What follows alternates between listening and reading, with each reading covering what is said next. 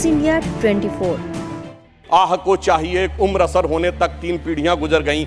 बहुत से लोग विवादित ढांचा गिरने की बात करते हैं, मगर इस हिंदुस्तान में कश्मीर में एक चरारे शरीफ की मजार थी जो सैकड़ों साल पुरानी थी, उसे जला के ध्वस्त कर दिया गया और जलाने वाला कश्मीर भाग गया। उसके बारे में कोई नहीं बोलता। सेकुलरिज्म का सूरमा, पाकिस्तान जिंदाबाद के नारे, भारतीय टीम के लोगों के ऊपर चीजें फेंकी गई, पिच खोद दी गई। जब स्वतंत्रता के उपरांत रियासतों के विलय का महकमा सरदार पटेल के पास था, तो केवल कश्मीर नेहरू जी ने अपने पास क्यों रखा था?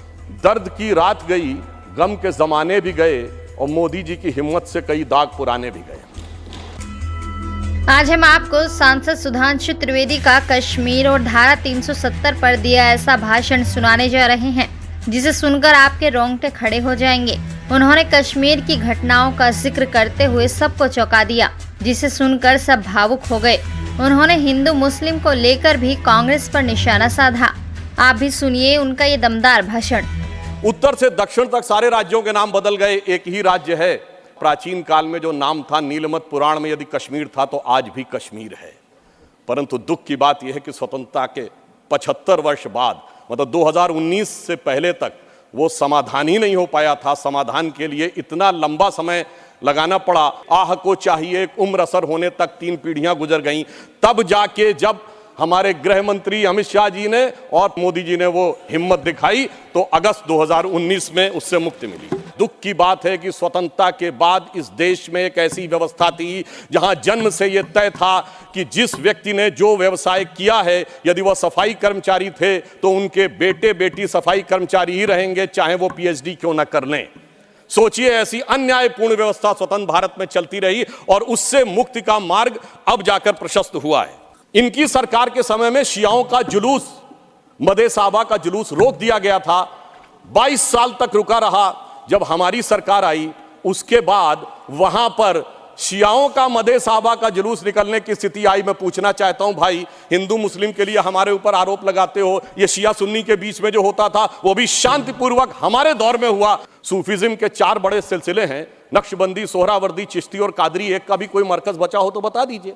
बहुत से लोग विवादित ढांचा गिरने की बात करते हैं, मगर इस हिंदुस्तान में कश्मीर में एक चरारे शरीफ की मजार थी जो सैकड़ों साल पुरानी थी, उसे जला के ध्वस्त कर दिया गया और जलाने वाला कश्मीर भाग गया। उसके बारे में कोई नहीं बोलता। सेकुलरिज्म का सूरमा उत्तर से दक्षिण तक चुप बने रहते हैं। हमारे दिल में उसके लिए भी दर्द है।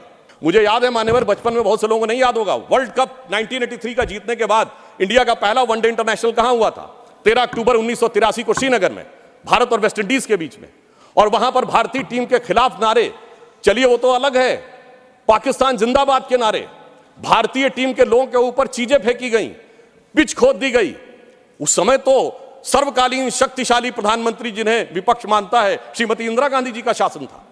परंतु उसके बाद ऐसा दौर भी आया कि वो सब लोग आरोप से छूट गए। मैं सिर्फ 1-2-3 तथ्य लोगों के सामने रखना चाहता हूं।